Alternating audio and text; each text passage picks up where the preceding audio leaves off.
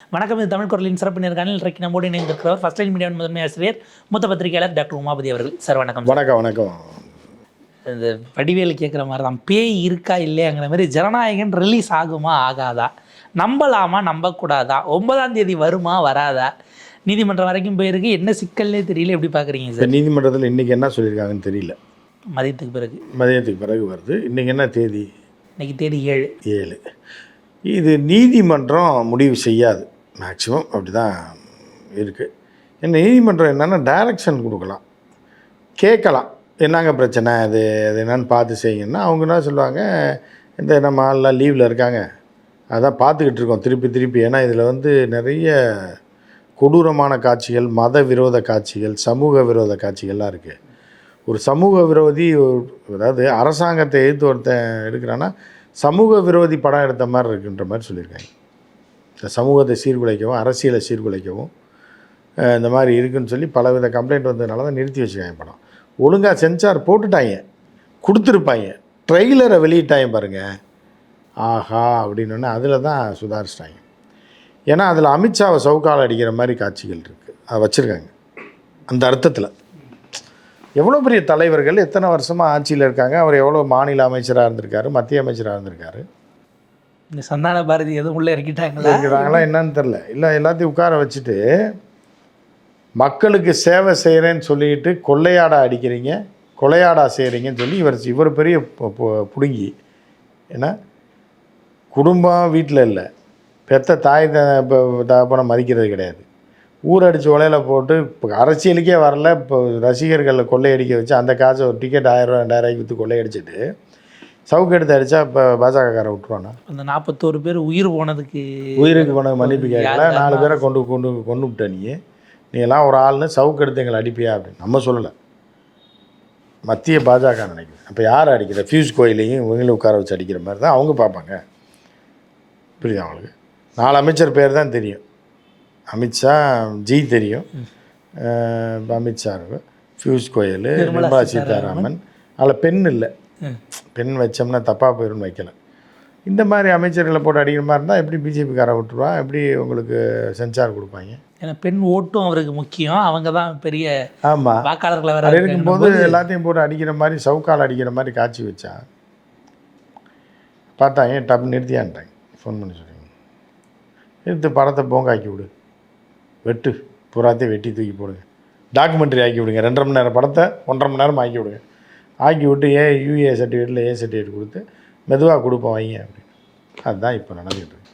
இப்போ கோர்ட் என்ன பண்ண முடியும்னா, இவங்க என்னங்க இப்படி நல்ல படம் எடுத்திருக்காங்க, நீங்கள் கட்டாயம் சென்சார் உடனே கொடுங்க, இப்போ சாயந்தரமே கொடுத்தாங்கன்னு சொல்ல மாட்டாங்க. அவர்கள் பார்வையில் படம் இது சினிமா தானே, எவன் வீட்லேயும் சோறு வேகாமல் போகிற போதா, இல்லை அண்டங்க நடங்க எல்லாமே அப்படி நிற்க போதா?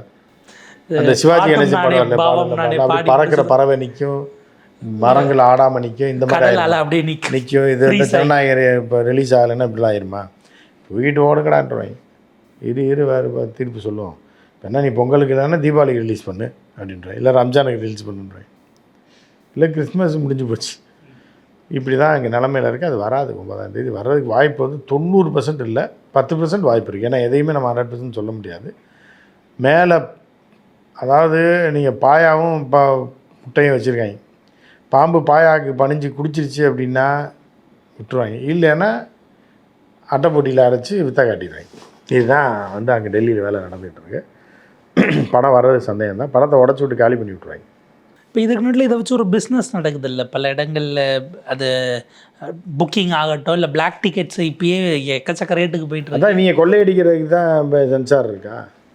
நீங்கள் கொள்ளையடிக்கிறதுக்கு எல்லோரும் விட்டுட்டாங்கன்னா நல்ல அரசு, திமுக அரசு, பிஜேபி அரசு நல்ல அரசுன்னு வாங்கி, இவங்களை கொள்ளையடிக்க விடலைன்னா இவன் சவுக்கை வச்சு நீங்களே அடிப்பாங்க. கொலைகாரனே நீ தான், ஒன்றால் தான் 41 பேர் சேர்த்துருக்காங்க. எந்த அரசியல் கட்சினாலே அவ்வளோ பேர் சாகலை தமிழ்நாட்டில். பிஜேபினால் குஜராத்தில் சேர்த்துருக்கலாம், ஆனால் தமிழ்நாட்டில் ஒரு அரசியல் கட்சி நேரடியாக இறங்கி ஒரு 40 பேரை கொண்டிருக்காங்க அப்படின்னா, செத்துருக்காங்கன்னா அது இங்கே மட்டும்தான். இல்லை அப்படியே அரசியல் வன்முறையாக இருந்தாலும் எதிர்கட்சிக்காரங்க மாதிரி தான் அடிச்சிருக்காங்க. தான் கட்சியில் தன்னை பார்க்க வந்தவங்க செத்தது உங்கள் கட்சியில் தான். அப்போ நீங்கள் எவனை கொண்டு போய் சவுக்கில் அடிக்கிற, உனையாமே சவுக்கில் அடிக்கிறது புரட்டி போட்டு? இப்போ இருக்கிறவங்களாம் கேனையன்னு நினச்சா ஒரு எம்ஜிஆர் இடத்துல அந்த எங்கள் வீட்டு பிள்ளை மாதிரி கொண்டு போகணும்னு ட்ரை எங்கள் பண்ணுறாரு. வீட்டு பிள்ளையில கூட எம்ஜிஆர் அரசியல்வாதியை வாடிச்சார், நம்பியார் தான் நினச்சார், மாமா தான் தன்னுடைய தாய் மாமன் நினைச்சார். ஆனால் தீபன் சக்கரவர்த்தி பாவம் டிவிஎஸ் 50 கூட வாங்கி தரல, அவரை போட்டு அடிக்க விட மாட்டார், அவர் வேறு மாதிரி. அதனால் நீங்கள் பிஜேபிக்காரன் மத்திய அமைச்சர்களையும் ஆட்சியில் உள்ளவர்களையும் அடிக்கிற மாதிரி காட்சி வச்சிங்கன்னா எப்படி பிஜேபி விடுவான், எப்படி சென்சார் விடும்? அதான் போய்ட்டுருக்கு. எங்கள் முதலாளியே குறை சொல்லி படம் எடுத்து எங்கிட்டே அனுப்புறியா சர்டிஃபிகேட் கேட்டு? ஏன்னா அவங்க சிபிஎஃப்சியில் போகிற அவங்க ஆளை தான் போட்டு வச்சுருக்க போகிறாங்க. எல்லா அதிகார பதவியிலும் அவங்க தான் இருப்பாங்க, சென்சார்லாம் அவங்க தான் இருக்காங்க. கேரளாவில் ஒரு திரைப்பட விழாவில் படத்து பேர் பீஃப்னு வச்சாங்க. அது ஏதோ வெளிநாட்டு படம் போல், பீஃபே அதில் கிடையாது. அதாவது மாட்டு இறைச்சி பற்றின படம் இல்லை, இங்கிலீஷில் பீஃபுங்கிற வார்த்தையை தூக்கி வச்சாங்கன்ட்டு அந்த படத்தையே திரையிட விடலை. அவங்க அந்த அளவுக்கு இருக்கக்கூடிய போட்டு இருக்காங்க. நீ அவங்ககிட்ட விளக்கேற்றுன்ற வெறியில் வீட்டுக்கே பொண்டாட்டி சேலையிலே தீ வச்சு விட்ருவாங்க போல், அந்த அளவுக்கு வெறியில் இருக்காங்க. ஸோ அவங்ககிட்ட போய் இந்த படத்தை எடுத்து அவங்களே சவுக்கால போட்டு அடிக்கிற மாதிரி, ஊழல் பண்ண வாடா வந்தீங்க அப்படின்ற கொள்ளையடிக்க வாடா வந்தீங்கன்னு கேட்டால் பிஜேபிக்காரன் ஒவ்வொருத்தருக்கும் எப்படி குத்தும்? தமிழ்நாட்டில் ஆட்சியில் இல்லை, அப்போ மத்தியில் தானே சொல்கிறாங்க இப்போது. ஸோ அந்த மாதிரி இருக்குது, படத்தை விட மாட்டாங்க. இப்போ இதனோட என்ன கம்பேர் பண்ணுறாங்கன்னா, பராசக்திக்கு கிடைச்சிருச்சு, இதுக்கு கிடைக்கல. இது திமுகவும் பாஜகவும் சேர்ந்து செய்கிற சதின்னு எது வேணாலும் சொல்லுங்க, எது வேணா. ஆமாம் வச்சுக்க பா இறக்கு சென்சார் போர்டு திமுக கிட்டே சார் இருக்குது. இல்லை இவங்க கூமுட்ட பயிலே தானேங்க, இவங்க யார் மேலே வேணாலும். இப்போ எங்கே என்ன பண்ணாங்க? போய் மலேசியாவில் எல்லா நவதுவாரத்தையும் பொத்திட்டு தானே வந்த நீ, அங்கே போய் பேசி பார்ப்போம். அங்கேயும் பேசலை. சரி, இவங்க திட்டு போயிலுங்க, இவங்க ஏதாவது ஒன்று பொய் புரட்டு பித்தலாட்டத்தை சொல்லி அரசியல் பண்ணுறதுக்கான வேலைகளை பண்ணிட்டு. இப்போ இது நீங்கள் தை பிறந்தா வழி பிறக்கும்னா அது வரைக்கும் காத்திருக்கலாமில்லன்னு ஜட்ஜே சொல்கிறாங்கன்னா, இவங்களுக்கு அது பல இந்த ஜட்ஜு இப்படி சொல்லுவாங்க. அப்புறம் அப்பீலுக்கு போகிற ஜட்ஜு மார்கழி மாசி பிறந்தால் மங்களம் உண்டாகும்னு சொல்லி ஏதாவது ஒன்று சொன்னால் என்ன பண்ணுறது? படம் போங்காய் வரும்ல, எலெக்ஷனுக்குள்ளே ரிலீஸ் வச்சு தான் இப்போ காய் நகரத்திலும் உலையை கொதிக்க வாங்கி வீட்டில் அப்படின்ற மாதிரி இருக்கும்போது அந்த அம்மையார் அவங்க அப்படி சொல்லியிருக்காங்க ஜட்ஜு. இதில் தான் ஹெச் ராஜா தீர்க்கதரிசியாக யூடியூப் அதுதான் பார்த்தாரு. ஏன்னா இப்போ நான் போடுறேன், எவனையும் கேட்க வேண்டியதில்லை, ஹைகோர்ட்டாவது இதாவது யார்ட்டையும் கேஸுக்கே போக வேண்டியதில்லை. நம்ம பாட்டு யூடியூப்பில் தூக்கி போட்டு இன்னும் பேசாமல் உட்காந்து நல்லா சம்பாரிச்சிட்டாங்க.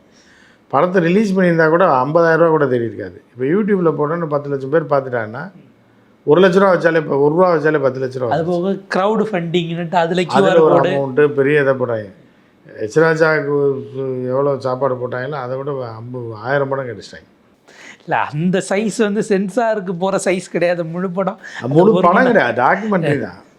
அதை படம்னு சொல்லி சும்மா போய் சொல்லிட்டு இருந்தாங்க. சொல்லிவிட்டு கடைசியில் 1 மணி நேரமாக யூடியூப்பில் போட்டாங்க. நம்ம போடுற வீடியோவே 1 மணி நேரம் 40 நிமிஷம் 50 நிமிஷம் வருது. இவங்க இத்தனை நாள் படமாக வேறு எடுத்துருக்காங்க. ஹெச் ராஜாவுக்கு மீசையெல்லாம் வச்சு அந்த மலையில் ஏற்றி இறக்கி அதுக்கு ஒழுங்காக ஹெச் ராஜா உட்காந்து ஒரு பேட்டி எடுத்து கூட சினிமான்னு சொல்லி கூட போட்டுருந்துருக்கலாம். வெட்டுறதுக்கு பயிற்சியெல்லாம் எடுத்து பின்பக்கம் ரத்தம் தெரிக்கிறது என்னமோ பண்ணியிருக்காங்க. இந்த அளவுக்கு அதனுடைய உழைப்பு அப்படிங்கிறது தான். இப்போ இது ஜனநாயகன் வருதா இல்லைங்கிறத தாண்டி திடீர்னு பகவந்த் கேசரி வைரல் ஆகிட்டு இருக்கு. அந்த சீன்ஸ் எல்லாம் எடுத்து போட்டு அதாவது பகவந்த் கேசரியே இப்போ ஆட்டையை போட்டதுன்றாங்க. இப்போ பகவந்த் கேசரியே பாபுன்னு ஒரு படத்தில் ஆட்டையை போட்டது தமிழ் படத்தில்ன்றாங்க. அது எங்கடாக்குன்னா மலையாள படத்தில் ஆட்டையை போட்டதுன்றாங்க, நான் பிரேம் நசீர் படத்தில். அதை பார்த்தா இது ஒரிஜினல் எவன்டையுமே இல்லை. அப்போ ஒரு படத்தை நீ வாங்கும்போது கூட பார்த்து வாங்க முடியலன்னா எவன் படத்துக்கு எவன்கிட்டே காசு கொடுத்துருக்கீங்க? அப்படி இருக்கும்போது நீங்களாம் என்னத்தை அரசியலுக்கு கிழிச்சிருவீங்கன்றது தான் இப்போ எல்லோரும் கேள்வியாக கேட்டுருக்காங்க. இப்போ விஜய் வீடியோ வெளியிடுவாரா, என் படத்தை ஏன் நிறுத்துறீங்க, பிஎம் சார் உங்களுக்கு ஏதாவது ஒன்றுன்னா என்ன தொடுங்க, என் ரசிகர்கள் என்ன பண்ணாங்க படம் பார்க்க விடுங்கன்னு ஒரு வீடியோ போட சொல்லுங்கள் பார்ப்போம். போட சொல்லுங்கள், ஆம்பளையாக இருந்தால் போட சொல்லுங்கள். அரசியல் ஆம்பளையாக இருந்தால் அடுத்த செகண்ட் படத்தை அதோட முடிச்சுடுவாங்க. படத்தையும் முடிச்சுடுவாங்க. விஜய் திகார் ஜெயிலில் தான் இருக்கணும். இங்கேனா கூட சாப்பாடு போடுவாங்க, வாரம் சிக்கன்லாம் போடுவாங்க. இங்கே அரசு புழலில் இருந்தால் போடுவாங்க. அங்கே வெறும் சப்பாத்தியும் வெறும் வெங்காயத்தை அறுத்து கொடுப்பாங்களாம் திகார் ஜெயிலில். அதை சுட்டி தான் திங்கணும். பீகாராக இருந்தால் உருண்டை கோதுமை உருண்டை கொடுப்பாங்க. ஸோ அந்த மாதிரி அதெல்லாம் சொல்லுங்கள் பார்ப்போம். சொல்லுங்கள் பிஜேபின்னு சொல்லுங்கள், பிஜேபி ஆட்சின்னு சொல்லி. இப்போ ராஜ்மோகனோ சிடிஆர் நிர்மல்குமாரோ இந்த படம் ரிலீஸ் ஆகாமல் தடுப்பது யாரோ அப்படின்னு எல்லாம் போஸ்ட் போட்டுக்கிட்டு இருக்காங்க. யாரா தடுக்கிறாங்கள? யாருன்னு சொல்லு. நடிகர்கள் தான் சொல்கிறா, தைரியமான ஆள் சொல்லு, யாருன்னு சொல்கிறா. அறிவு சொல்ல அவனுக்கும் பயம் வந்துட்டு போகும்ல அவன் கண்ணு முன்னாடி வந்து வந்து போகுமா இல்லையா, அவனும் பொண்டாட்டி பிள்ளை இருக்குல்ல அப்படின்ற ரேஞ்சில் தான் இப்போ இப்போ ராஜ்குமாரா அவர் யார், ராஜ்மோகனுக்கும் பொண்டாட்டி பிள்ளை இருக்குது. அந்த ஐஆர்எஸ் யார், ஐஆர்எஸ் அருண்ராஜ், நிர்மல் குடும்பம் இருக்குது, எல்லாருக்கும் குடும்பம் இருக்குல்ல, சொல்லிடுவாங்கல்ல பேரை. அதனால் காற்று போக்கில் சொல்லுவாங்க. நாங்கள் அரசியலாக்க விரும்பலாம் பேட்டி கொடுத்துருக்காங்க. அரசியலாக்க விரும்பல. அவங்க என்ன அவனா காசு போட்டிருக்கான், அப்போது காசு போட்டால் கர்நாடகத்துக்கு ப்ரொடியூசரு அவர் வாழ்க்கை நாசம்.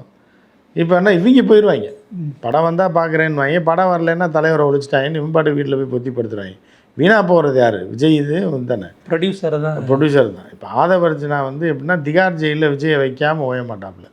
அதுக்கான வேலையை நாம் ஏற்கனவே பல முறையாக சொல்லியிருக்கோம். விஜயோட அழிவே வந்து ஆதவர்ஜனா கையில் தான் இருக்குது. பாப்போம் சார், ஒரு விரிவான ஒரு இடத்துல இதை அடுத்தடுத்து எப்படி போகுதுன்னு பார்ப்போம். உங்கள் நேரத்துக்கு படத்தில்